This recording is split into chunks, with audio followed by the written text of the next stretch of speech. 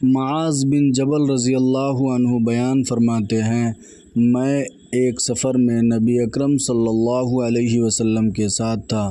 ایک دن صبح کے وقت میں آپ صلی اللہ علیہ وسلم سے قریب ہوا۔ ہم سب چل رہے تھے۔ میں نے آپ سے عرض کیا، اللہ کے رسول، آپ مجھے کوئی ایسا عمل بتائیے جو مجھے جنت میں لے جائے اور جہنم سے دور رکھے۔ آپ نے فرمایا، تم نے ایک بہت بڑی بات پوچھی ہے، اور بے شک یہ عمل اس شخص کے لیے آسان ہے جس کے لیے اللہ آسان کر دے۔ تم اللہ کی عبادت کرو اور اس کا کسی کو شریک نہ ٹھہراؤ، نماز قائم کرو، زکوٰۃ دو، رمضان کے روزے رکھو اور بیت اللہ کا حج کرو۔ پھر آپ نے فرمایا، کیا میں تمہیں بھلائی کے دروازے یعنی راستے نہ بتا دوں؟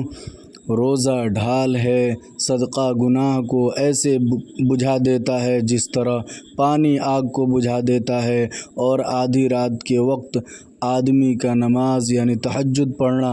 پھر آپ نے آیت تتجافی جنوبہم عن المضاجع کی تلاوت یعلمون تک فرمائی۔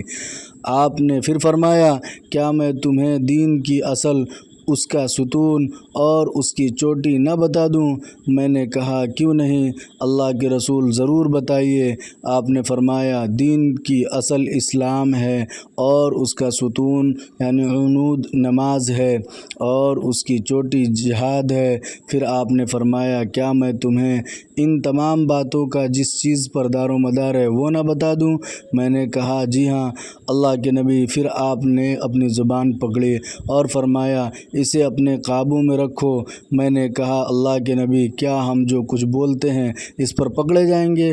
آپ نے فرمایا، تمہاری ماں تم پر روئے معاذ، لوگ اپنی زبانوں کی گڑبڑ کی ہی وجہ سے تو اوندے منہ یا نتنوں کے بل جہنم میں ڈالے جائیں گے۔